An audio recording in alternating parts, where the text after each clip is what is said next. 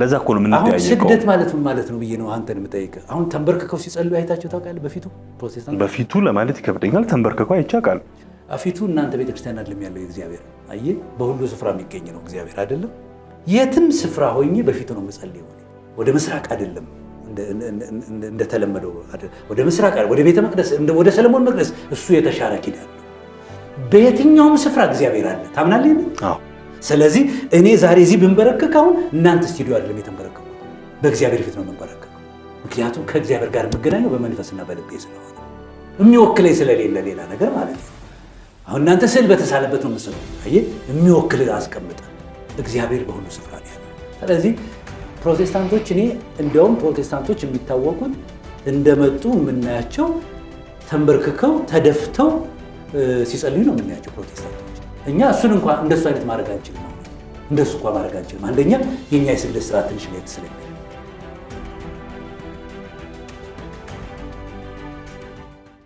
እሺ ስለ ስዕል ትንሽ ስለነካኩ አንድ ነገር ልጠይቆት ዘዳግም 4 ሳነብ በመጽሐፍ ቅዱስ ላይ ረዘም ያለ ምንባብ ነው እኔ ላንብበው ከቁጥር 9 ጀምሮ እግዚአብሔር ህዝቡን ወደ እኔ ሰብስብ በምድርም በህይወት በሚኖሩበት ዘመን ሁሉ እኔን መፍራት ይማሩ ዘንድ ልጆቻቸውንም ያስተምሩ ዘንድ ቃሌን አሰማቸዋለሁ ብሎ በተናገረኝ ጊዜ በአምላክህ በእግዚአብሔር ፊት በኮሬብ በቆምክበት ቀን አይኖችህ ያዩትን ነገር እንዳትረሳ በህይወትህም ዘመን ሁሉ ከልብህ እንዳይወድቅ ተጠንቀቅ ነፍስህንም በትጋት ጠብቅ ለልጆችህም ለልጅ ልጆችህም አስታውቀው እናንተም ቀርባችሁ ከተራራው በታች ቆማችሁ ነበር እስከ ሰማይ መካከል ድረስ እሳት በተራራው ላይ ይነድ ነበር ጨለማና ደመና ድቅድቅ ጨለማም ነበረ እግዚአብሔር በእሳት ውስጥ ሆኖ ተናገራችሁ የቃልን ድምጽ ሰማችሁ መልክ ግን አላያችሁም ድምጽን ብቻ ሰማችሁ ታደርጉትም ዘንድ ያዘዛችሁን ቃል ኪዳን 10ን ቃላት ነገራችሁ በሁለቱም በድንጋይ ጽላቶች ላይ ጻፋቸው ተወርሷት ዘንድ ተሻግራችሁ በምትገቡባት ምድር የምታደርጉትን ሥርዓትና ፍርድ አስተምራችሁ ዘንድ እግዚአብሔር በዚያ ጊዜ አዘዘኝ እግዚአብሔር በኮሬብ በእሳት ውስጥ ሆኖ በተናገራችሁ ጊዜ መልክ ከቶ አላያችሁምና እጅግ ተጠንቀቁ እንዳትረክሱ ተቀረጸውን ምስል የማናቸውንም ነገር ምሳሌ በወንድ ወይም በሴት መልክ የተሰራውን በምድር ላይ ያለውን የእንስሳን ሁሉ ምሳሌ በሰማይም በታች የሚበረውን የወፍን ሁሉ ምሳሌ በምድርም ላይ የሚሽከረከረውን ሁሉ ምሳሌ ከምድርም በታች በውሃ ውስጥ የሚኖረውን የአሳን ሁሉ ምሳሌ እንዳታደርጉ አይኖችን ወደ ሰማይ አንስተህ አምላክህ እግዚአብሔር ከሰማይ ሁሉ በታች ላሉት አሕዛብ ሁሉ የሰጣቸውን ፀሐይንና ጨረቃን ከዋክብትንና የሰማይን ሰራዊት ሁሉ ባየ ጊዜ ሰግደህላቸው አምልካቸውም እንዳትስት ተጠንቀቅ ይላል ይህ ሐሳብ ሌላም ቦታ አግኝቼዋለሁ መጽሐፍ ቅዱስ ውስጥ እኛ ሀገር ደግሞ አብ ወልድ መንፈስ ቅዱስ እንዲህ ይመስላሉ ተብሎ ስዕላል እርሶም ያውቁት ነው ስለ ስዕል ስላነሱብኝ ልጠይቅም አስቤው ከነበረው ነገር ውስጥ አንዱ ነው ከሥላሴ ስዕል ጋር ያላችሁ አቋም እናንተ ምንድን ነው ማለት የቅዱሳንን ስዕል ብትቃወሙ አይገርመኝም የጻድቃንን ስዕል ብትቃወሙ አይደንቀኝም የአብ ወልድ መንፈስ ቅዱስን ስዕል እንዴት ነው የምታዩት እግዚአብሔር መንፈስ ነው አይደል አዎ በጣም ጥሩ ባይጠይቁኝ ደስ ይለኛል ራስዎት ቢያብራሩ መንፈስ ማለት የማይታይ የማይዳሰስ መንፈሳዊ አካል ያለው ማለት ነው ወይም ህልው የሆነ ኗሪ የሆነ ኤግዚስት የሚያደርግ ማለታችን ነው ስለዚህ እግዚአብሔርን በምንም መልኩ ሊመስለው ሊወክለው ሊተካው በሚችል በማናቸው መንገድ ማድረግ ኃጢአት ነው አንደኛ አትችልም ተረድተኛል አትችልም ለምን ስለ ስዕል ስናነሳ ስንቃወምኛ ስዕል መሳሉን አይደለም አሁን ስዕል በሁለት መንገድ ላሳይ ለምሳሌ መጽሐፍ ቅዱስን በስዕል ማስቀመጥ ይችላል ይሄን መልእክት እንድታነበው ይሆናል ስለዚህ ታነበዋለህ በጣም ጥሩ ስዕል ግን የሚወክል ስታደርገው የወከለውን ነገር የሚናገር ይሆናል ምን ማለት ነው ወኪልነት ስትሰጠው አሁን ውክልና ስትሰጠው እኛ የተቃወምነው የሥላሴ ስዕል ነው ተብሎ ስግደት እንዲቀበል ያክብሮት በለው የጸጋ በለው ያምልኮት በለው ስትሰጠው አሁን እግዚአብሔርን የሚወክል ነገር በእጅህ አግኝተሃል ማለት ነው። ስዕለ ሥላሴ አዎ ስዕለ ሥላሴ እግዚአብሔር መልክ ያላሳየህ እንዳታመልከው ነው ይላል። አይ አላመለኩትም እያከበርኩት ነው እንዳታከብረውም ጭምር ነው። አላሳየህም መልክ የሸመገለ ብሎ ጽፏል አይደለም? ይሄ የሸመገለ ነው እኮ ማውራት በአንተ ህሊና የሚተረጎም እንጂ በስዕል ውጭ የምታወጣው አይደለም። ስታወጣው ቅርጽ ይይዛል። እኔ ውስጥ ያለው ሽምግልና ቅርጽ የለውም። እየሰማኝ ነው? ስለዚህ ስዕልን ስለህ አክብሮት፣ ስግደት፣ መዝሙር ሰተህ ከፍ አድርገህ ሰቅለህ እግዚአብሔርን ሥላሴን ይወክላል ብለህ ስታስቀምጠው እሱ አሁን እዚህ ዘዳግም 4 ላይ የተናገርከውን ዘጸአት ምዕራፍ 20 ላይ የተናገረው እንደገና የሐዋርያት ሥራ ምዕራፍ 17 ላይ የእግዚአብሔር ዘመድ ከሆን እግዚአብሔርን በሰው በእንስሳት በአዕዋፋት በአራዊት እንመስለው ዘንድ አይገባም ነው የሚለው። በሰው ጭምር ልንመስለው አይገባም። ገጽና ቅርጽ አስይዘህ ልታስቀምጥ አይገባም። ስለዚህ ስለ ሥላሴ የተባለው ራሱ ጥንቃቄ የሚያስፈልገን አይደለም ባዮች ነን እኛ። ይሄ ስለ ሥላሴ አይደለም። ይሄ የሥላሴ አብ ወልድ መንፈስ ቅዱስ አይደለም። ይሄ አይደለም። አይሳሉምም። ሥላሴ አላየንም። መልክ ልትቀርጸው አትችልም። ልትወስነው አትችልም። እግዚአብሔርነት ልታስቀምጠው አትችልም። ሆኖም ግን ልብ በል አሁን ስዕል ስትስል እንድትስለው የሚፈቀድልህ ሐሳብ ጽንሰ ሐሳብ ልትስል ትችላለህ።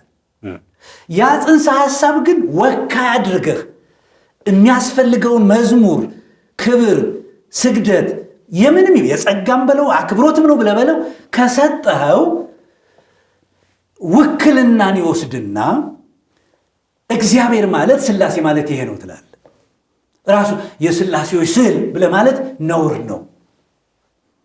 እኔ አሁን በስዕለ ሥላሴ ፊት ስሰግድ ለእግዚአብሔር እንደሰገድኩ ነው የማውቀው። ለምንድን ነው ይሄን የማነሳው? መምህር በተደጋጋሚ እርስዎ እንግዲህ ከወጡ ስለቆዩ አውቁ ይሆናል እንጂ የሚጠይቅ አንድ ጥያቄ አለ። በኢትዮጵያ ኦርቶዶክስ ተዋሕዶ ቤተክርስቲያን ውስጥ ሁልጊዜ ስግደት አለ፣ ይሰገዳል። ለአምላካችን እንሰግዳለን፣ እግሮቹ ለቆሙበት እንሰግዳለን። ማለቴ ለቅዱስ መስቀሉ፣ ለእመቤታችን ለቅድስት ድንግል ማርያም። እንዲህ ወንጌል አማኞች ያው እናንተ ስማችሁ ከወንጌል አማኞች ወይም ከፕሮቴስታንት ጋር አብሮ ስለሚጠራ ነው፣ ይቅርታ አድርጉልኝ። ለእግዚአብሔር ሲሰግዱ አይታችሁ ታውቃላችሁ የሚል ጥያቄ ይነሳል። ፕሮቴስታንቶች ለእግዚአብሔር ሲሰግዱ አይታችሁ ታውቃላችሁ፣ እኛ ግን እንሰግዳለን የሚል አንዳንድ መምህራን ያነሱት አለና እናንተ ትሰግዳላችሁ? የምትሰግዱስ ከሆነ እንዴትና ለማን ነው የምትሰግዱት? ይሄን በጣም እርግጠኛ ነው ስለነበር። እሺ ስግደትን ለያዝልህ። ቆይ ስግደት ትንሽ ትቆየኝ። አሁን ስዕሉ ላይ ነው ማለት ያው እኛ የምንሰግደው በስዕሉ በኩል ስለሆነ ነው ከስዕሉ ጋር እየጠየቁት። እግዚአብሔር መንፈስ ነው፣ የሚሰግዱለትም በእውነትና በመንፈስ ነው። ዮሐንስ ወንጌል ምዕራፍ 4 ቁጥር 4 ላይ ይነግራል። እንዲህ ያሉትን ነው እግዚአብሔር የሚሻቸው ይላል። በፊት ምንም አታስቀምጥ ነው የሚል። በፊት አስቀምጠ እሱን እያየው ሰማያ ያለው ልትለኝ አትችልም። ልብ በል። ቢሳልም በልብ ነው የሚሳለው። አዳምጠኝ ወዳጅ። አይታ ከልብ ውጪ በፊት ለፊት ስታስቀምጠው ውክልናን የሰጠው ነገር አለ። አይ መንፈሴ እንዲሰበሰብ ምናምን በቲያትር መልክ አይደለም የምትሰራው። እግዚአብሔር መንፈስ ነው፣ ከመንፈስ ጋር ነው የምትገናኘው። አምልኮ በመንፈስ ነው ወዳጄ፣ ተረድተኛ። ስለዚህ እዚህ ስትስለው ውክልናን ያገኛል። የሚወክለው እግዚአብሔር ነው ብለውናል እኮ እነዚህ ኦርቶዶክሳውያን። በስዕሉ ፊት ሰግድ፣ ለስዕሉ ሳይሆን ባለቤት ነው የሚወክለው። ለስዕሉ ባለቤት። ይሄ ስዕል ባለቤቱ እሱ አይደለም። የዚህ ስዕል ባለቤት እኮ እናወራለን። ለምሳሌ የስዕለ ሥላሴ ባለቤት እሺ ማን? እንዴት ማለት? ማለት የስዕሉ ባለቤት ራሱ አይደለም ካሉኝ አይሳልም ነው የምልህ። ሥላሴ በሥላሴነቱ ነው የምናውቀው። ስዕልና ቅርጽ አላየህም እኮ ነው የሚል። አሁን ዘዳግም 4 ላይ ያነበብከውልኝ እኮ ተጋጭቶብኝ አላሳየህም እግዚአብሔር። ለምንድን ነው መሰለህ? ይኸውልህ የኢየሱስ ፊልም የሚባል አለ። አሁን እሱን ሲያዩ አድረው ማታ በህልማቸው ይመጣል። ጌታ ተናገረኝ የሚል አለ፣ ቀባዣሪ አለ። ተረድተኛል። እንዲህ አይነት ነገር አትፍጠር በህሊና ውስጥ። በመንፈስ ተረዳው። እግዚአብሔር መንፈስ ነው። አትጨብጠው፣ አታድርገው፣ ቀርጸህ አታስቀምጠው። በምንም ታምር ነውር ነገር ነው። ስለዚህ እኔ እንዲያውም መጸለይ ያለብህ ነው እኮ ማወራል። በፊት ለፊት ምንም ነገራት መስቀሉ ነው እንትኑ ነው አይደረግም። መምህራውን አንድ ነገር የገባ ይመስለኝ በመናብህ ማለት በመናቤ እያሰብኩት ሳይሆን መንፈስ በሚባል አካሌ ኦኬ መንፈስ ቅዱስ በሚገልጥልን ነው እኮ እየተረዳን የምንጸልየው። አንተ ግን ገድበ ሥላሴ ነው ብለህ አስቀምጠ ነው እዚህ የሚታረው። መጽሐፍ ቅዱስ እሱን ነው በመንፈስ ጸልዩ የሚለው ምሳሌ እንደዛ መጸለይ ነው በመንፈስ ቅዱስ። እሱ በማይናገር መቃተት ይነግርሃል እኮ ሮሜ ምዕራፍ 7 ቁጥር ማነው ሮሜ ምዕራፍ 8 ቁጥር 27 ላይ ለአማላጅ አይደለም ለማለት የምትከራከሩበት ጥቅስ ላይ አይታል።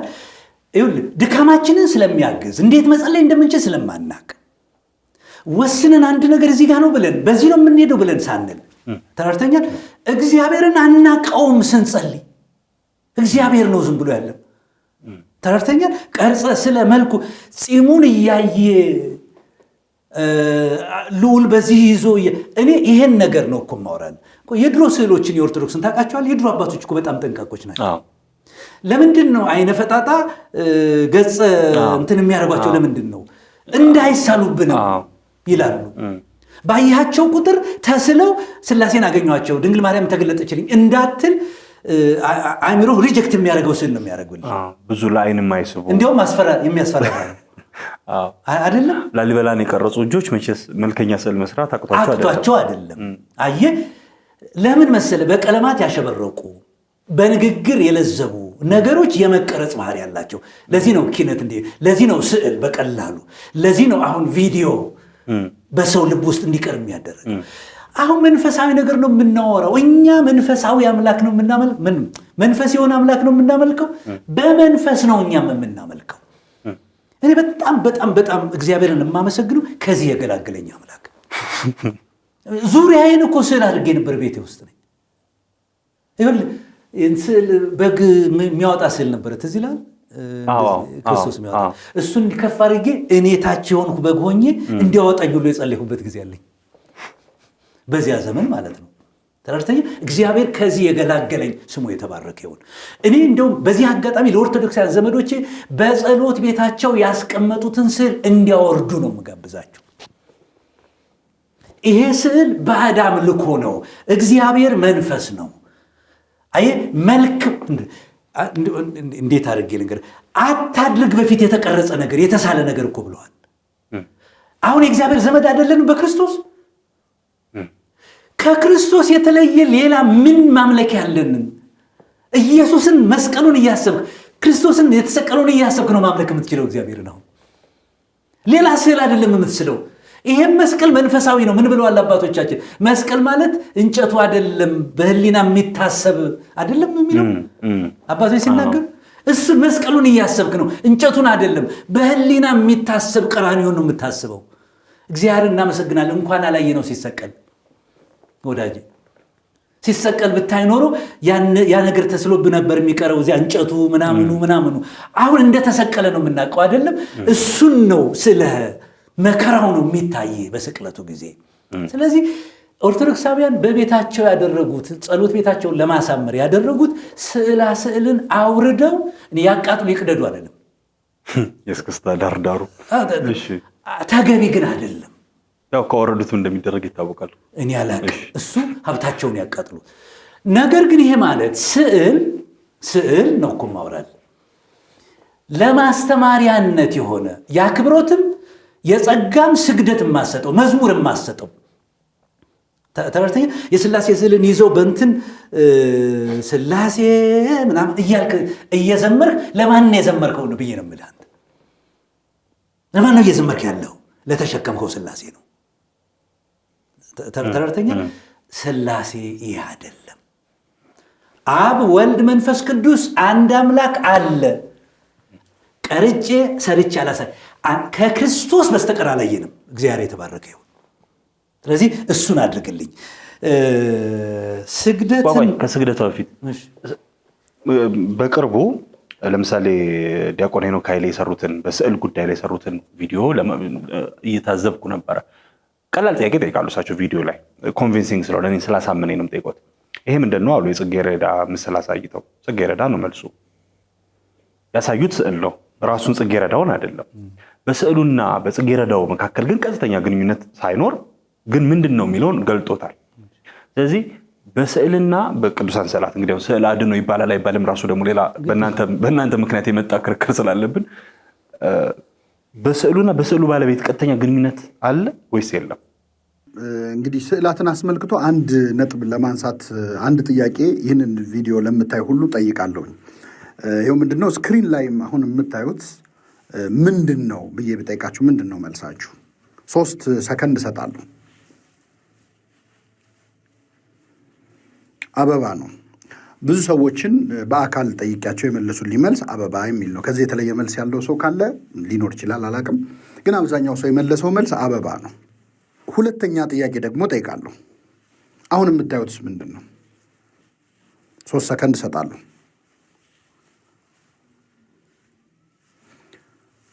ይሄም አበባ ነው፣ ግን ይሄ የተፈጥሮ አበባ ነው። ቅድም ያየነው የአበባ ስዕል ነው።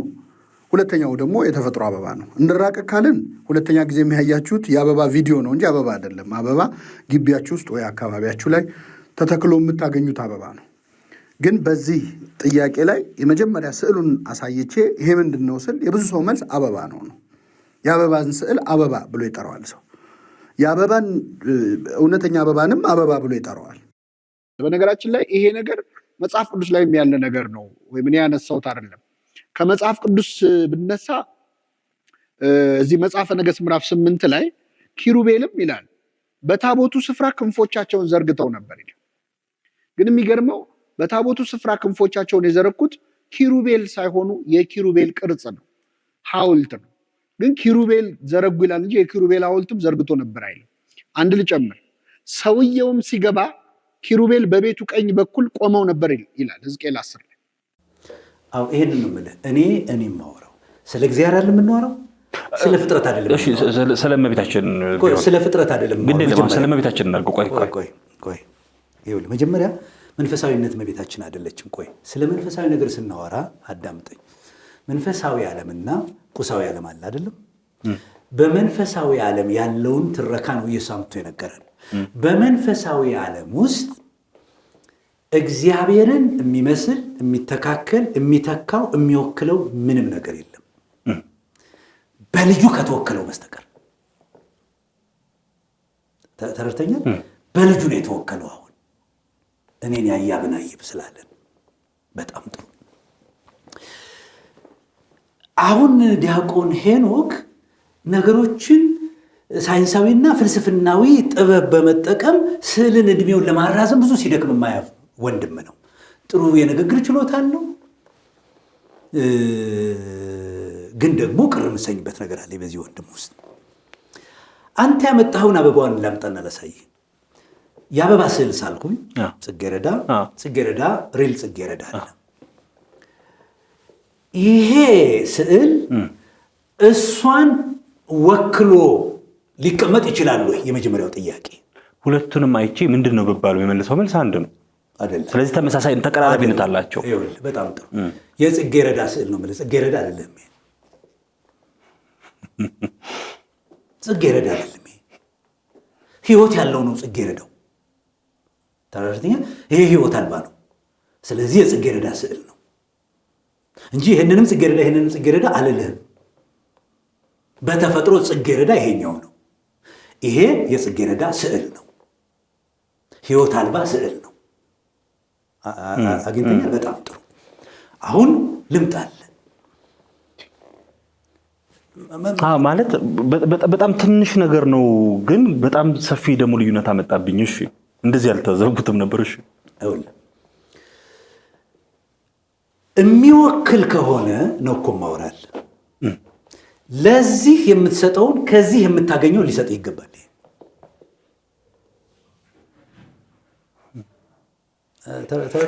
የጽጌረዳው ስዕል ጥሩ ምሳሌ ስላልሆነ ነው እንጂ አሁን በስዕል አድኖ እሱ ይደረጋል እኮ ማለት ለምሳሌ መቤቴ ምስል ስር ቆሜ ስጸልይ መቤቴ ትሰማኛለች፣ መቤቴ ትናገረኛለች። ወደ እሷ እቀይራለሁ። ትክክል እንዳልሆነ ሎጂኩ ተመልከቱ።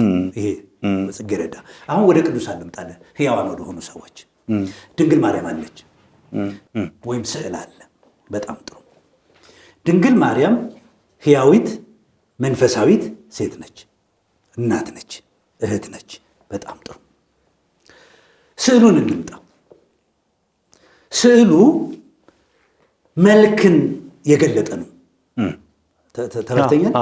ስለዚህ የሚወክላት ከሆነ እሷን በአካል ባገኛት የማገኘውን ሊሰጠኝ ይገባል እኮ። ይሰጣል እኮ ነው። አሁን እኛ በጣም ጥሩ ልነግርህ ነው። አሁን ትሰማኛለች፣ በስዕሏን በኩል ትናገረኛለች። በጣም ጥሩ ልመጣልህ ነው። አሁን እንግዲህ አሁን ደግሞ የመጀመሪያው ነገር የሚያፈርስብህ ነው እኮ ማወራለህ። አንተ ወደ ድንግል ማርያም ለመጸለይ የሚያስችል ማንዴት የለም በመጀመሪያ ነገር። ሁለተኛ ድንግል ማርያም በስዕሏ በኩል ትሰጠኛለች የሚልም መጽሐፍ ቅዱሳዊ ነገር የለንም። አንድ ለምንድን ነው ይሄንን የምልህ መሰለህ? ለምሳሌ ስዕሉን ብቀደው፣ አሁን ልጅቷ እንዳደረገችው ስዕሉን ብቀደው ድንግል ማርያምን ቀደድኳት? አይ እንዴት ተደርጎ ወክሏታል እኮ። ስሟ ጠፋ፣ ተዋረደች፣ ቀለለች። ንገረኝ። በተአምር አየህ፣ አይወክልም ማለት ነው አይደለም? አይወክልም ማለት ነው። ለምሳሌ አንድ ነገር አለ። እግዚአብሔር አንድ ገበሬ ልጁን ላከ ወደ እንትኖቹ አይደለም? ይሄ ነው ብለው ደብድበው በመጨረሻም ገደሉት ይላሉ። አሁን ልብ በል። አሁን ሙሉ ውክልና የሰጠ ነገር ስለነበረ እርምጃ ወሰደ ይላል አይደለም? እርምጃ ወሰደ። ይሄ ግን እንደሱ አይደለም። ይሄ አንደኛ። ሁለተኛ በመንፈሳዊ ዓለም ነው። አሁን እግዚአብሔር እንደነገረን በመንፈሳዊ ዓለም እግዚአብሔር መንፈስ ነው የሚለውን አስምርልኝ። አሁን ይሄን መንፈስ የሆነውን አምላክ ስርዓት በሚታይ በሚዳሰስ ነገር ልንተካው አንችልም። ለምሳሌ በብሉይ ኪዳን ልምጣልህና ታቦት ነበር አይደለም መምህር? አሁንም ተመልሰው ወደ እግዚአብሔር ጋር ሄዱብኝ እንጂ እኔ ቅዱሳን ስዕላት ጋር ነኝ። ስላሴን ስላነሳሌ ነው። የቅዱሳን ስዕላትን ቢሆን እኮ ነው ማወራለን። በምንም ታምር ጸሎትን ለመቀበል የሚችል ድምፅ ለመስማት የሚችል መልስ ለመስጠት የሚችል እውቀትም ፈቃድም የለውም። እጅ አላቸው ከሚባል አንዱ ነው። አይዳስሱም። እግር አላቸው አይሄዱም የሚባል ነው ስዕል። አሁን ይኸውልህ ኤርምያስ እንደተናገረው ጆሮ አላቸው አይሰሙም። ምንድነው? አይን አላቸው አያዩም። አሁን ቢጨንቃቸው የመርቆሪዎስ ስዕል ወረብ ሲደረግ አይኑ እየተገለጠ በጣም አሳፋሪም ነገር ነው። ይሄ ነገር ብቸኛ የተሰራው ራዕየ ዮሐንስ ላይ ብቻ ነው ለአውሬው መናገር የተሰጠው የሚለው ለስዕሉ ለምስሉ። ትዝ ይልሃል? ለእግዚአብሔር አይደለም የተሰጠው። አፍ አውጥቶ ዘይት አውጥታ ተናገረች እያል ሰውን ያጃጃልንበት መንገድ መንፈሳዊውን ዓለም ያለመረዳት ነው። እግዚአብሔር ፊዚካሊ ታምራትን ያደርጋል አውቃለሁ። በእንጨት እንትን አድርጓል፣ በጨርቅ ፈውሷል። አይታ ቋሚ ግን የጸሎት መንገዶች አይደሉም፣ የግንኙነት መንገዶች አይደሉም። እየሰማኝ ነው? ስለዚህ ስዕላትን ማድረግ እንዲያውም ነው ማወራለን። አንተን ልጠይቅህ እንደው የቅድስት ድንግል ማርያም ፎቶ ነው ወይ ምስል ነው የተባለውን ፊት አድርገህ ያንን ስዕሉን ስትሰግድለት ምንድነው የሚሰማህ? አንተ ልጠይቅህ እስቲ እንደው አንተ የተሰማህ ምንድነው? ሁልጊዜ የሚሰማኝ ነው እድለኛ እንደሆንኩ መጀመሪያ ይሰማኛል። ግን ጸሎቷ፣ ልመናዋ ስለ ስዕሉ ነው የማወራህ። ትቆይ። አሁን እሷ ምንም ልዩነት የላቸው። የት ነው ያለችው? በሰማይ አይደል ያለችው ያልከኝ? ትቀመጥ። አሁን ስዕሉ ጋር ነው የማወራህ። እዚህ አንተ ክላስ ውስጥ ያስቀመጥከውን የድንግል ማርያም ፎቶ ስትጸልይ ፊት ስታስቀምጠው ምንድን ነው የሚሰማህ? እመቤቴ ቅድስት ድንግል ማርያም አብራኝ እንዳለች ከኔ ጋር እንደሆነች በስዕሉ አማካኝነት ይወክላታል። ለዚያ ምን የጸጋ ስግደት በፊቱም ሰግዶ ድንገት ቤቱ ተቃጥሎ ስዕሉ ሲቃጠልስ ድንግል ማርያም ምን ሆነች? መምህር ምን ሆነች? ምንድን ነው? እሺ ይለፈኝ። ማለት ስዕሉ ተቃጠለ፣ በቃ አለቀ እኮ ማርያም ተቃጠለች አለ። ኖ ይኸውልህ አሁን በእሷ በኩል እኮ የድንግል ማርያምን ፕሬዘንስ አግኝተሃል፣ ወክልሃላለች። የወከለችን ልጅ እየጸለይክ እያለ ተቃጠለ ስዕሉ አይደለም። ወዳጅ አንድ ነገር ልንገርህ፣ መንፈሳዊ ነገር መንፈሳዊ ነው፣ ቁሳዊ ዓለም ቁሳዊ ነው። እኛ የእግዚአብሔር ወገኖች አይደለንም። በቃ የእግዚአብሔር ከሆነ መንፈሳዊ ነገር በመንፈሳዊ ነገር እናድርገው። ቅዱሳን ጻድቃን ሰማዕታት ምናምንን ውደዳቸው፣ አክብራቸው። የእግዚአብሔርን ቃል የነገሩ ዋናዎችን አስባቸው። የኑሯቸውን ፍሬ አይተህ ግን ምሰላቸው። አሁን ድንግል ማርያም ብትጠይቃት የማንን ስዕል አድርገሽ ትጸልይ ነበር ድሮ ብለህ ብትላት ብታገኛት ደስ ይለኛል። እኔ አንተ ሐዋርያት የማንን ስዕል አድርገው ነበረ? ከነሱ ፊት የነበሩ የነቢያትን ስዕል ነበራቸው አልነበራቸው? እንዲያውም በፍጹም የእግዚአብሔር ወዳጅ ስለሆነ አንምሰል አይደል ያሉት። ኦኬ እሺ፣ እስቲ እንደው አንድ ሰው አምጣልኝ፣ የኛ ዘመን አባ ጊዮርጊስ ነው እንደው ብለህ ታመጣልኝ ይሆናል እንጂ ከቀደሙ አባቶች ስዕል ፊታቸው አድርገው መቼ ነው የተወሰነው ስለ ስዕል የተነገረው? በጉባኤ ደረጃ በምንስ ጉዳይ ነው የተሰጠው? በኋላ እየቆየ ሲሄድ የተጣመመ አይደለም? ለትምህርት አይደለም የነበረው? ትምህርትን ለመግለጥ አይደለም የነበረው? ነው አይደለም? ልክ ነው። በኋላ እየቆየ ሲሄድ አይደለም እንትን ይሄ አክብሮት እንዲሰጣቸው፣ እንዲጨስላቸው፣ እንዲታጠንላቸው በኋላ እየቆየ አይደለም ጉባኤያት የወሰኑት በኋለኛው ዘመን የመጡ በጨለማው ዘመን የነበሩ የቤተክርስቲያን ጉባኤያት። አየህ እንዲህ እያል ዛሬ የድንግል ማርያም ፎቶ ሲቀደድ ልጅቷን መቅደዷ ምን ማልደግፈው ቢሆንም ስቅስቅ ብሎ ያለቀሰ ሰው አላየህም? በኢየሱስ የሌለ ሕዝብ ተሸክመህ ግን አንድም ቀን አልቅሰህ አታውቅም። በኢየሱስ የዘላለም ሞት ያልተዋጀ ሕዝብ ተሸክሞ ያላለቀሰ ስዕል ተቀደደ ብሎ የሚያለቀስ ይሄ ክፉ የአጋንንት ትምህርትን ያመጡ ነው። ሃይማኖት የሚያስክዱ ሰዎች ናቸው ወዳጄ። የሰው ትምህርት እያስተማሩ የሚለውን አንብበዋል። የማቴዎስ ወንጌል 15 የሰው ትምህርት እያስተማሩ በከንቱ ያመልኩኛል። አምልኮ የሚመስል ነገር ነው። የሰው ትምህርት ነው እና ስዕል በተለይ በዋናነት ያመጣው ሥላሴን የሚወክል ስዕል እንዳታንጠለጥል እለምንሃለሁ፣ እመክርሃለሁ። እንደ ትልቅ ወንድም እመክርሃለሁ፣ አታድርገው። በእርግጥ ከዚህ በኋላ ከባድ ነው የሚሆንብኝ። እሺ አታድርገው። እውነቴን ነው የምነግርህ። እንዳያደርጉ ለወዳጆች ምከራቸው። እንዲያውም እግዚአብሔር ማሳዘን ነው። የሚታይ የሚዳሰስ አምላክ እንደጠየቁት እንደንተና ነው ዘግይቷል እግዚአብሔር በዚህ እንጽናና ብሎ አምላክ እንደሰሩ ነው የሚሆንብህ። ማርያም ስላልከው አያጸድቅልህም እግዚአብሔር። ድንግልም አትቀበለንም፣ በምንም ታምር አትቀበለንም ድንግል ማርያምን። እኔ ድንግል ማርያምን አትውደድ አታክብር ግን አላልኩም። አቲል በዚህ ላይ ብዙ አበዛሁኝ። ስለዚህ በሌላ ነገር መነገር ስግደትን በተመለከተ ልጨርስልና ሰግዳላችሁ የተሐድሶች ለእግዚአብሔር? በመጀመሪያ ስግደት ምንድን ነው ብዬ ነው የምጠይቀው። ስግደት በዘልማድ በተለያየ መልክ ሊገለጥ የሚችል የአካል፣ የልቦና፣ የአእምሮ፣ የእውቀት ስምምነት ያለው ክንውንና ድርጊት ነው ስግደት ምንድን ነው። ስለዚህ ስግደት በመጀመሪያ በልቤ ጉልበት እሰግዳለሁ የሚላል መጽሐፍ ቅዱስ ውስጥ።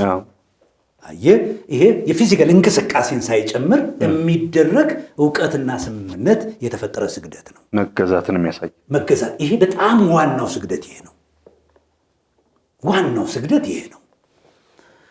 ሁለተኛ ስግደት የምንለው የአካል እንቅስቃሴ የተጨመረበት ከአንገትም ዝቅ ብለህ ቢሆን፣ በጉልበትህ ተንበርክከህ ቢሆን፣ በደረትህ ተኝተህ ቢሆን የምታደርጋቸው በአንድ ሰው ፊት የመሸነፍ ምልክትን የምታሳይበት ነው ስግደት የምንለው።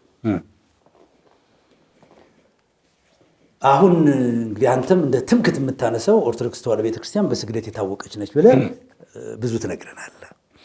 አንዳንዱ ስግደት አሁን ነቀፌታ እንዳይሆንብኝ፣ አንዳንዱ ስግደት በነገራችን ላይ እውነትን ነገር ትክክል ባለ ነገር ከተጠቀምከው ትክክል አይደለም። ግልጽ ነው። ጥሩ ነገር መጥፎ በሆነ ነገር ከፈጸምከው መጥፎ ነው እንጂ ጥሩ ሊሆን አይችልም። ይሰግዳሉ። ኦርቶዶክሳውያን እንሰግድ ነበር እኛም ራሳችን። በራስ ኃጢአትም ደስ ሲል በተለይ የስቅለት ቀን ልነግርህ አልችልም። በሌላው ቀንም እንዲሁ ለቤተ ክርስቲያን ትሰግዳለህ፣ ትሰግዳለህ፣ ለስዕል ትሰግዳለህ። መሳለም የምታደርገው ነገር በየቀኑ የሚደረግ ነገር ነው በኦርቶዶክስ ቤተ ክርስቲያን ውስጥ። ስግደት መስገዳቸውን ማንም ሰው አይቃወምም፣ ኃጢአትም አይደለም። ለማን እና እንዴት በምን ሁኔታ ነው የምሰግደው የሚለው ነው የሚያከራክረን እንጂ ስግደትን አንቃወምም። ለህንፃ ቤተ ክርስቲያን ይሰገዳል ወይ? እሱ እንግዲህ ሌላ ትምህርት፣ አንድ ትምህርት ነው የምንሄደው። ቅድም እንዳለው ለስዕላት ይሰገዳል ወይ? ሌላ አንድ ትምህርት ነው የሚሆነው። አየህ፣ አንዳንዱ እንደውም በገጠር አካባቢ ዞር ሲል እንደው ብን ብሎ ያለ ዛፍ ካየ ጠፉ መድኃኔዓለም ብሎ የሚሰግድ ሁሉ አለ። አየህ፣ ልማድ እየሆነ የመጣ ነገር ምን ማለት ነው? የቤተ ክርስቲያን ቅርጽ በገጠር አካባቢ በዛፍ የተከበበ ነው እና ዳገት ላይ በዛፍ የተከበበ ካለ ታቦት የሌለው መድኃኔዓለም ይለዋል። ይህ በልማድ የሚጠራ ነው፣ የቤተ ክርስቲያን ትምህርት ነው እያልኳል። እንዲህ አይነት ልምምዶችን ሁሉ አምጥቷል። ስለዚህ ስግደት ለማን እንዴትና በምን ሁኔታ ነው የምታደርገው ነው ማወራል። በመጀመሪያ ለአምላክህ ስገድ አይደል የሚለው መጽሐፍ። ለእግዚአብሔር ስግደትን እንዴት ነው የምታደርገው? ለእግዚአብሔርም ቢሆን በአግባብ ካላደረገው ኃጢአት ይሆናል። ተርተኛ እምሰግደው በተለይ አዲስ ኪዳን ላይ ስመጣ ለማምለክ ፍቅሬን ለመግለጥ ለማክበር ነው የምሰግደው። ተርተኛ የኃጢአት ስሬን ለማግኘት ኃጢአት ሰርቼ በመናዘዝ አይደለም ስግደት የምሰግደው። ልብ በል፣ ስግደት የፍቅር መግለጫ ነው። እኔ እንደ ጠላት ፈርቼ ተሸንፌ አይደለም።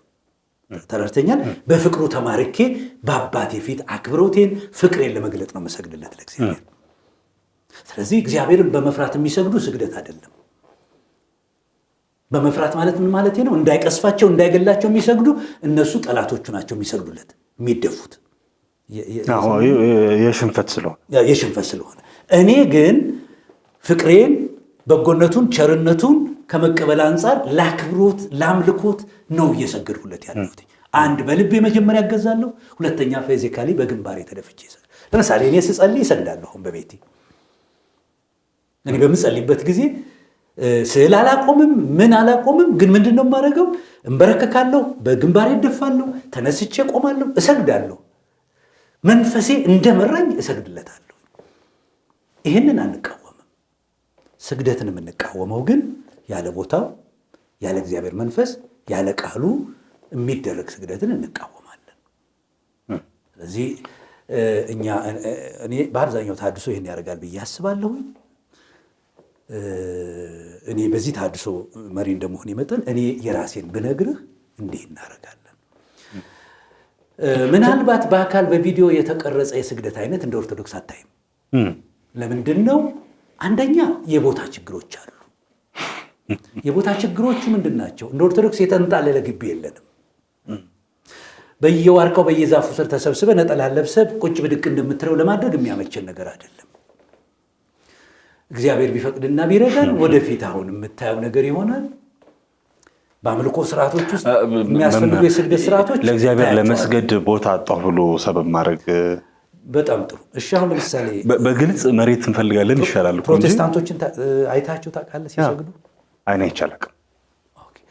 ለዛ እኮ ነው የምንጠያየቀው። አሁን ስግደት ማለት ምን ማለት ነው ብዬ ነው አንተን የምጠይቅህ። አሁን ተንበርክከው ሲጸልዩ አይታቸው ታውቃለህ? በፊቱ ፕሮቴስታንት በፊቱ ለማለት ይከብደኛል። ተንበርክከው አይቻቃል። ፊቱ እናንተ ቤተክርስቲያን አይደለም ያለው የእግዚአብሔር። አየህ፣ በሁሉ ስፍራ የሚገኝ ነው እግዚአብሔር አይደለም። የትም ስፍራ ሆኜ በፊቱ ነው የምጸልየው።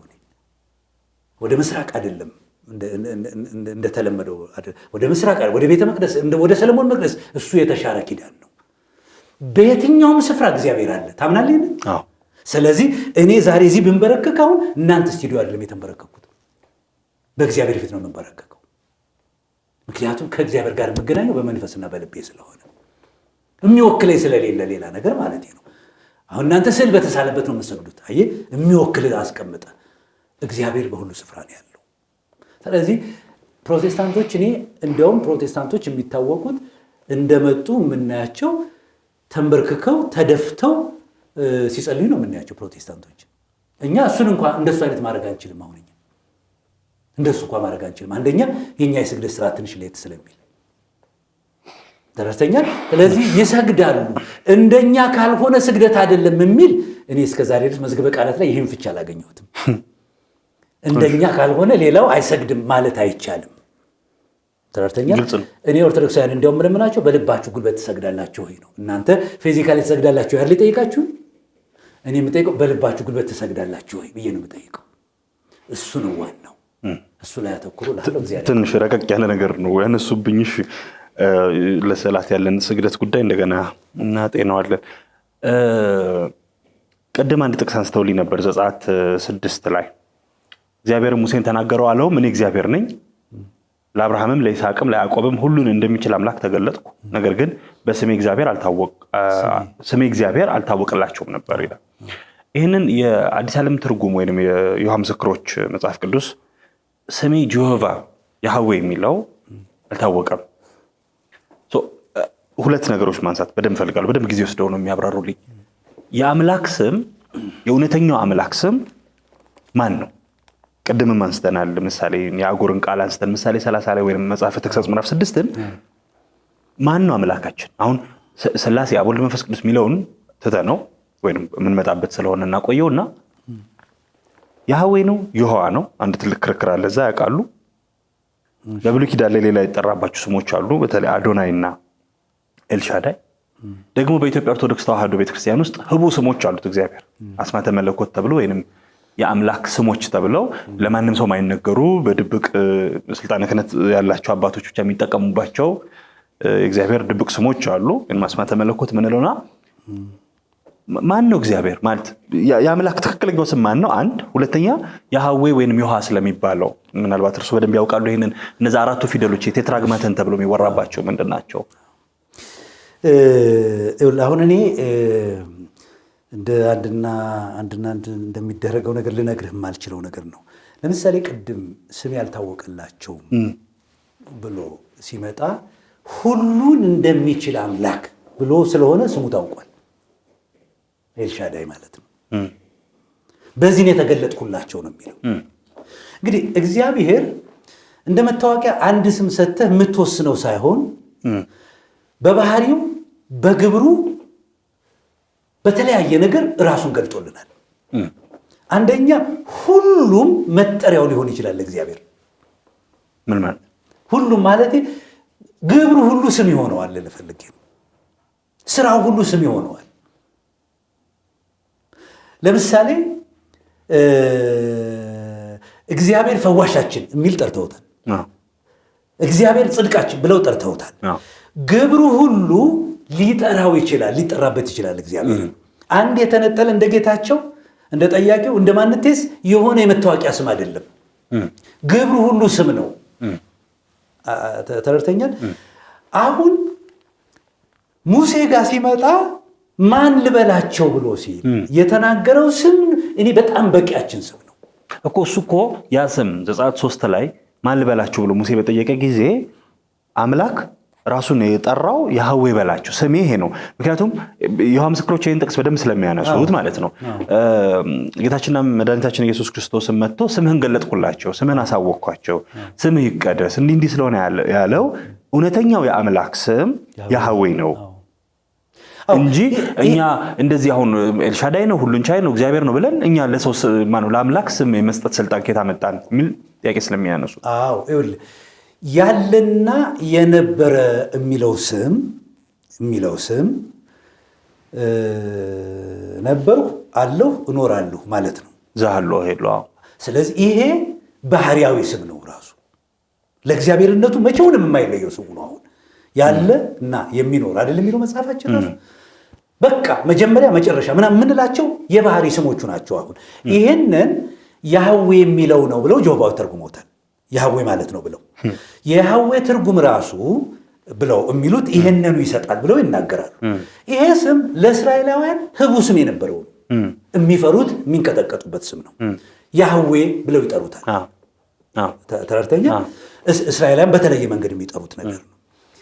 ግን እግዚአብሔር ራሱን የገለጠባቸው መንገዶች ስታየው ሰዎች በነበረው ግብር ሰይመውታል፣ ጠርተውታል። በነበረው ኤልሻዳይ ተብሏል አይደለም? ስለዚህ ልክ እንደዚህ ሁሉ እግዚአብሔር የሚጠራበት የተለያየ ስሞች አሉት በግብሩ የተነሳ ማለት ነው።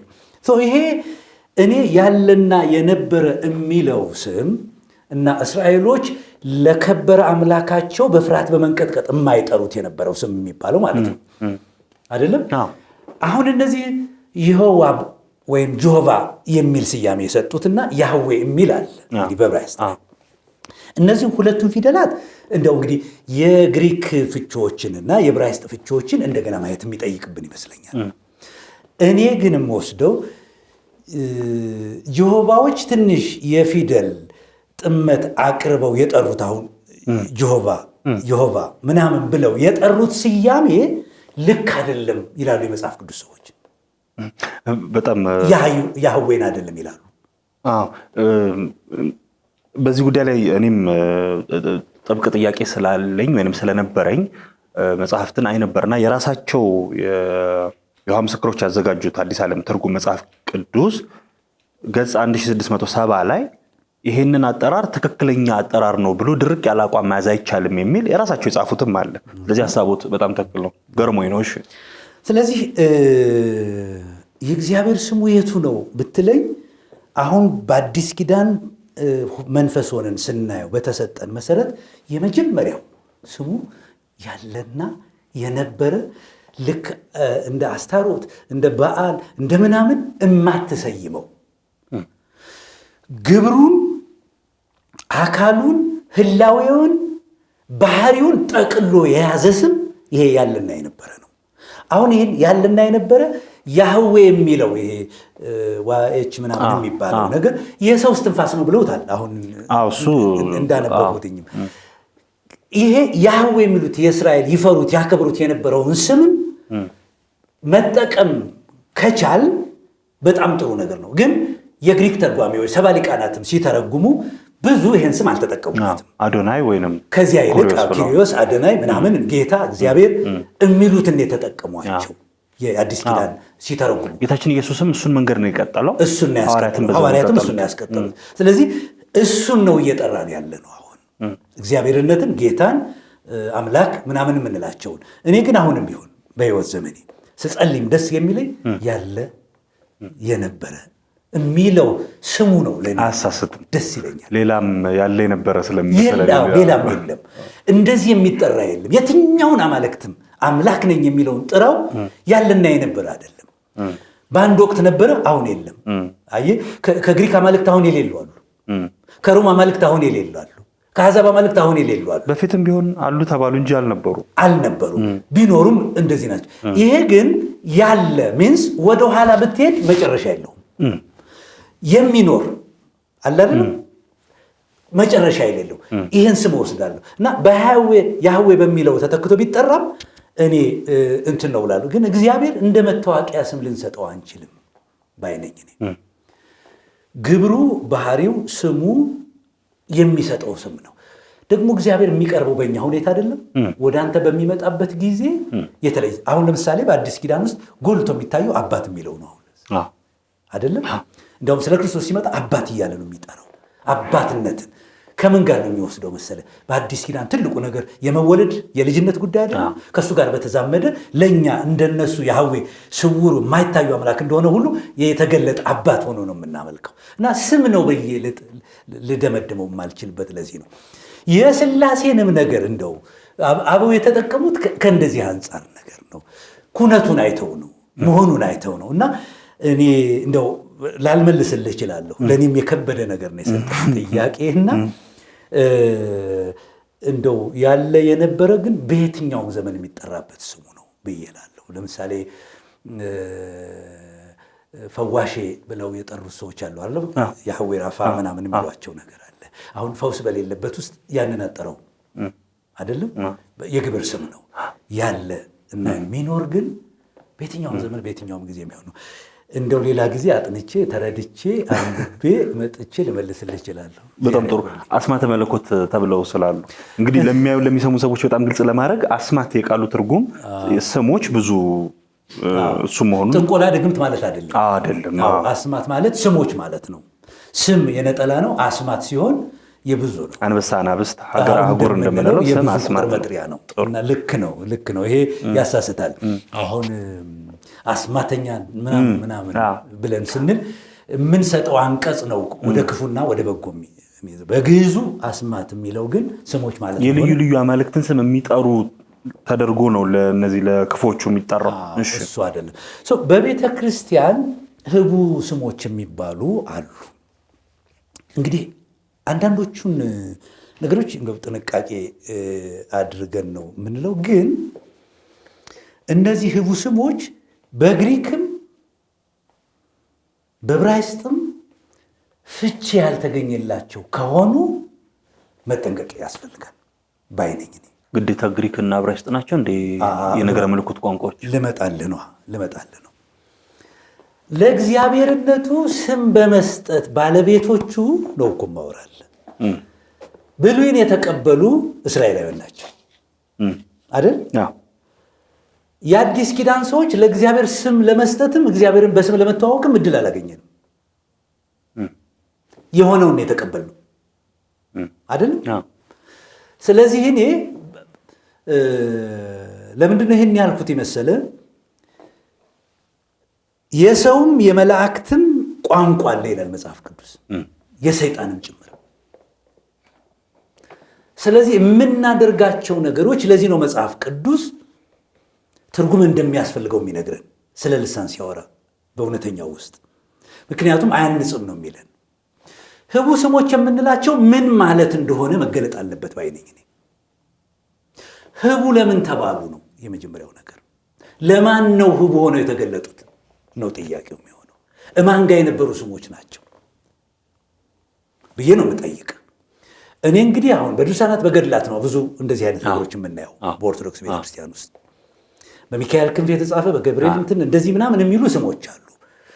እና እነዚህ ነገሮች ምን ማለት ነው? ለማን ነው የተገለጡት ብዬ ነው የምናገረው። እነዚህ በድብቅ ያሉ የአምላካችን ስሞች ከአጋንንት የሚከላከሉ ከክፉ ምንድነው ከጠላት ከፍላጻ ከሰይጣን የሚከላከሉ ናቸው ነው አይደለም ያለው ትምህርት። ይሄ ስህተቱን ላሳየህ።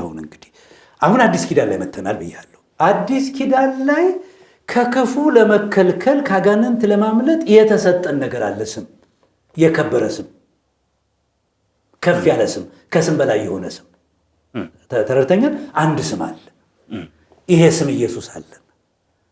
አሁን ከዚህ የተለየ ህቡ ስም እግዚአብሔር ማስቀመጥ ለምን አስፈለገው? እማንጠቀምበት ከሆነ እኛ ለምን አስቀምጠው? እንድንጠቀምበት የሰጠን የዲያብሎስን ስራ ለማፍረስ ህቡ ስም ሳይሆን ኢየሱስ ነው የተገለጠው። ያልተሰወረ ስም። ልብ በልልኝ። ስለዚህ እኔ ህቡ ስም የሚሉትን በድርሳናት በገድላት ላይ የተጻፉትን እኔ እንዲያውም የምወስዳቸው እንደምልህ የመላእክት ቋንቋም ይባላል አይደለም? መላእክት ማለት ቅዱስ ብቻ ማለት አይደለም። እንዲህ አይነት ስውር ነገሮችን የሚያደርገው በስውር ነው የሚያደርጉት ክፉዎቹ ብዙ ነገርን። እግዚአብሔር በስውር ያደረገውን በመግለጥ ነው የመጣልን አይደለም? በማሳየት ነው የመጣልን። ስለዚህ ህቡ ስሞች የሚባሉትን እኔ ሙሉ በሙሉ ከቤተ ክርስቲያን እንደው መወገድ ያለባቸው ነገሮች ናቸው ብዬ ነው የምለው። ኦኬ፣ ለሊቁ ተገለጠለት ከሆነ ምን ማለት ነው የገለጠለት እግዚአብሔር? ተረድተኛል? ምን ማለት ነው የተገለጠለት? ቆፌ፣ ሳጴ፣ ቄሬ፣ ጴሬ በሚሉ ስሞች በጣም የሚዘገንን ነገር ጠርተን ሌላ ነገር እንዳንሰፈርች ነው እንጂ ይመጣሉ፣ ሊመጡ ይችላሉ። ሁሉም በቋንቋው ሲጠራ ይመጣል። በውስጥ ቋንቋ እየነገሩኝ ያሉት የአጋንንት ስም ናቸው፣ የእግዚአብሔር ስም አይደለም። ይመጣሉ ካሉ የማይተረጎም ከሆነ በመጽሐፍ ቅዱስ የማይደገፍ ከሆነ ከሌላ ሰምተነው ሊሆን ይችላል። ከሌላም ይሰማልና አየህ፣ ከአጋንንትም ይሰማሉና የአጋንንትን ድምፅ እየሰሙ እኮ የሚስቱ አሉ ይላል አይደለም? አለው አጋንንትም ቋንቋ አለው። ለዚህ ነው መጽሐፍ ቅዱስ የሰጠውን ስጦታ እንኳ በልሳን የሚጸልይ ሰው ቢኖር ይልሃል እኮ አይተን የሚተረጉም መኖር አለበት ይልሃል። ከተተረጉመ በጉባኤ እንዳይጸልይ እንዳይነገር ይልሃል። አንደኛ አያንጽም። ሲቂቂ ምናምን ብዬ ብልልን ምንድነው የምታገኘው? በዚህ አሁን ህቡ ስም በምትላቸው አይቻቸዋለሁ። እኔም በመጽሐፌ ላይ ጽፌያቸዋለሁ። ስዕሉን ሁሉ አስቀምጨዋለሁ። አይተው ህቡ ስም የሚባሉት ከኢየሱስ ስም የሚበልጡ ናቸው ተብሎ እንዲታወቅ ነው አሁን የተደረገው። እሱ ጥያቄ እኮ ጭንቅላት ውስጥ ተፈጥሮ ነው። አደገኛ ምንፍቅና ነው። እግዚአብሔር ያከበረው ይላል መጽሐፉ አይደለም? ፊልጵስዩስ ምዕራፍ 2 ላይ ከስም በላይ ስም ሰጠው ይላል። የሁላችን ስም የከበረ ነው። አዳምጠኝ። ለምሳሌ የአብርሃም ስም የከበረ ነው አይደለም? ስምን አከብረዋለሁ ብሏል። የቅዱሳኑ ስም የከበረ ነው አይደለም? አከብረዋለሁ ብሎናል። ስለ ኢየሱስ ሲያወራ ግን ከስም በላይ ስም፣ ከከበረው በላይ የከበረ ስም ሰጠው። ስልጣን ሁሉ የተሰጠው ስም፣ መላእክት የሚሰግዱለት ስም፣ አጋንንት የሚወጡበት ስም፣ በሽተኞች የሚፈወሱበት ስም፣ እግዚአብሔር የሚከብርበት ስም፣ ጸሎት የሚያደርግበት ስም፣ እግዚአብሔር የሚናገርበት ስም፣ አየህ፣ የአጋንንት ስራ የሚያፈርስ ስም፣ የከበረ ስም ሰጥቶን ህቡ ስም ብለህ ከጎን ስታስቀምጥ የክርስቶስ ስም ተቃዋሚ ነህ ማለት ነው። እኔ እንዲያውም የምናገረው ከዚህ ስም የበለጠ ሌላ ስም ማን ገለጠልን? የገለጠልን አብ ነው፣ አባቱ። ልክ ነኝ? አብ የገለጠልንን ስም በሚቃረን መልኩ ማን የገለጠልን? ስለዚህ እግዚአብሔር አዳም እንደጠየቀው ነው የምጠይቃቸው። ማን ነገራቸው ይህንን ስም? አብ አልነገራቸውም። ተረድተኛ? ለሊቃውንት ሌላ ስም፣ ለተራው ምዕመን ግን ኢየሱስን አይሰጥም። ሐዋርያትም አልሰሙም እንዲህ አይነት ስም። አዳምጥልኝ። አሁን ሐዋርያት አንዱን ቦታ ህቡ ስም አልነገሩንም። ከየት አመጡት ይሄንን ህቡ ስም? በቤተ ክርስቲያኒቱ የተኮለኮሉ ድግምትን፣ ይሄንን ጥንቆላን፣ ከመናፍስት ጋር ግንኙነት ያላቸው ሰዎች የፈጠሩት ለዓላማቸው የሚጠቀሙበት ስም ነው ወዳጅ። እነዚህን የምታገኛቸው በድርሳናት ላይ ነው። አብዛኛው በድርሳናት ላይ ነው በአብዛኛው የሚገኙት። ድርሳነ ገብርኤል፣ ድርሳነ ሚካኤል፣ ድርሳነ ሩፋኤል ምናምን የምትላቸው ላይ ነው። ለምንድን ነው እንዲህ የሚያደርጉት? አየህ፣ ልዩ ስም አድርገህ ኢየሱስን ታስረሳበታለህ። አንድ ሁለተኛ፣ ከነዚህ ጋር ሳታውቀው እንድትገናኝ ያደርጉሃል። ለምሳሌ ዓለም የምትመራው በምልክትና በቋንቋ ነው አይደለም? ነው አይደለም? እነዚህ አሁን ሐሰተኞቹን ወይም ኢሉሚናት ምናምን የምንላቸው ሰዎች ሳናቃቸው አንዳንዶቹ እኮ እያደረግንላቸዋለን ተብሎ ይነገራል። አይተህ እንደሆነ በምልክትና በቋንቋ በሚናገሩት ቋንቋ መናፍስት እንዲህ አድርገው ነው የሚጠምዱን። በዋና ነገራቸው ሰይጣንን ባትከተል ከኢየሱስ ከተለየህላቸው ደስታቸው ነው። ስለዚህ ህቡ ስም የሚባል የለም ነው ማወራል። ካለውም ህቡ ስም በዕብራይስጥ፣ በግሪክ፣ በአራማይክ የተተረጎመ ሊሆን ይገባል። ያልተተረጎመ ከእግዚአብሔር አይደለም ነው ማወራል። ግልጽ ነው? አዎ በጣም ግልጽ ነው። ግን ትንሽ በህቡ ስም እየደገምክ ከሆነ ንስሐ ግባ። እውነቴን ነው የምነግርህ፣ አደገኛ ነገር ነው። ቁርኝትም ጭምር ነው። በነገራችን ላይ ለምሳሌ አንድን ነገር ብዙ ጊዜ ስትለው ያንተ ይሆናል። ታውቃለህ? እንደው በሳይንስ 21 ጊዜ ይላሉ። 21 ጊዜ ደጋግመህ ካልከው ያንተ ሐሳብ ይሆናል ይላሉ። ይዛመድሃል፣ ይጣብሃል ከዚያ በኋላ። እውነቴን ነው የምነግርህ። ስለዚህ የአጋንንት ቋንቋ ልምምድ ነው የሚያደርገው። እዚህ በፕሮቴስታንቱ ዓለም ልሳን በሚጸለይበት ነገር ውስጥ ልክ የሆነውን ነገር ከምንቃወምበት ነገር አንዱ እንዲህ አይነት ነገር ይፈጠራል ነው። እየሰማኸኝ ነው? ይሄ በማይተረጎም ቋንቋ ሁላችን እንጸልይ ተብሎ ሲባል አጋንንትም ጭምር ተቀላቅሎ እንዳይገባ ይሄን ጉዳይ ቁጥጥር አድርጉ የምንለው ለዚህ ነው። እኛ ተሐድሳውያን እኔ በልሳን መጸለይን አምናለሁ ብያለሁ። ነገር ግን እንዲህ ህዝብን ሊያደናግር በሚችል መልክ አይደረግም በጉባኤያችን። እየሰማኸኝ ነው? ስለዚህ ይሄ ልሳን ተሰጠ የተባለው የመጽሐፍ ቅዱስን እንኳ ተሰጥቷል የተባለውን እንኳ ቢሆን ተተርጉሞ እስካላወቅ ነው ድረስ እንዴ ተተርጉሞ ካልሰማሁት አይታነጽበትም ይላል እኮ እዚሁ ቆሮንቶስ 14 ላይ። የማልታነጽበት ህቡ ስም እግዚአብሔር አይሰጥም። ማን ነው የሰጠው? ይሄንን ነው የምለው። እንደውም በብዙ ስም የሚጠሩ አጋንንቶች አሉ። አይተህ እንደሆነ የተለያየ ስም ይሰጣሉ አይደለም? እነዚህ ስሞቻቸው አንዳንዶቹ ፊደልና ፊደል ተጋይተው የተሰጧቸው ነው ይመስለው። እዚህ ድርሳናት ላይ ያሉትን አይታቸዋል። በጣም የሚገርም ነው። በምንኛ ቋንቋ እንኳን የምታዛምዳቸው አይደሉም። ብዙዎቹ ፐና ጴ ስለሚበዛቸው እኔ ግሪክ ሊሆኑ ይችላሉ ብዬ ገምታለሁ እንጂ እርግጠኛ አይደለሁም። እሺ ግሪክ ከሆኑ ነው ማውራል፣ ተተርጉመው ይቅረቡ ነው እኮ የምልህ። አሁን እንዴ ክራር ካልተቃኘ ዘፈን አይሆንም አይደል የሚለው ቆሮንቶስ 14 ላይ። እነዚህን ሲኪኪ ሚኪኪ ፊኪኪ ምናምን የሚል ይሄ ህቡ ስም ብለህ ያመጣሃቸው ከአጋንንት ለመሆናቸው መለየት አለብን። መናፍስትን መለየት የሚባል እኮ ጭምር ተሰጥቶናል። መለየት አለባቸው። ትርጉም ከሌላቸው በስተቀር መንፈስ ቅዱስ ካልገለጣቸው በስተቀር እነዚህ ያጋንንት ናቸው። እኔ እንዲያውም በድርሳናት ላይ ያሉት በአጭሩ ብላክ ኤንድ ዋይት ልንገርህ ያጋንንት ስሞች ናቸው። ረጅም ደቂቃ ወሰዱብኝ። እንደዛ እኮ ቢሉ ያጋንንት ስሞች ናቸው። ለምንድን ነው ይሄን የምልህ? የግሪክ ዕብራይስጥ ናቸው የሚል ቢኖር ነው እኮ የማወራህ። እኔ ዕብራይስጥ አላውቅም። አሁን ይተርጎሙና ይምጡልን። አዎ እንደዛ ላይሆን ይችላል የምልበት ምክንያት አለ። ለምሳሌ መዝሙረ ዳዊት ላይ መዝሙር 118 በቅንፍ 119 እያንዳንዱ አርኬ ለምሳሌ አሌፍ ቤት ጋሜል እያለ እና እሱ አሁን በቤተክርስቲያን ስታስተምረኝ የዕብራይስጥ ፊደሎች እንደሆኑ አስተምራኛለች። ግን በሌላ በኩል ደግሞ እነዚያው አሌፍ ቤት ጋሜል ዳሌት የሚሉት የዕብራይስጥ አበገዳዎች ወይንም አቦጊዳዎች የአምላክ ድብቅ ስሞች ናቸው ደግሞ የሚል ትምህርት ሰምቼ አውቃለሁ። በፊት ተምሬው አውቃለሁ። እዛ ግጭት ውስጥ ሆኜ ነው ጥያቄ ጠየቅኩት። ይኸውልህ እንግዲህ እኔ እግዚአብሔር 1 ሚሊዮን ድብቅ ስም ይኖረው ከፈለገ እግዚአብሔር ግን አላደረገውም። የተገለጠውን ነው የምናውቀው። ተርተኛ የተገለጠውን ነው የምንቀበለው። እግዚአብሔርን አልወስነውም እኮ ተርተኛ አልወስነውም። ትሪሊየን ስም ሊኖረው ይችል ይሆናል አላውቅም። ትልቅነቱ ከዚያ በላይ ነውና። ነገር ግን የምንከተለው በተገለጠው ነው። በተገለጠልን ነው የምንኖረው።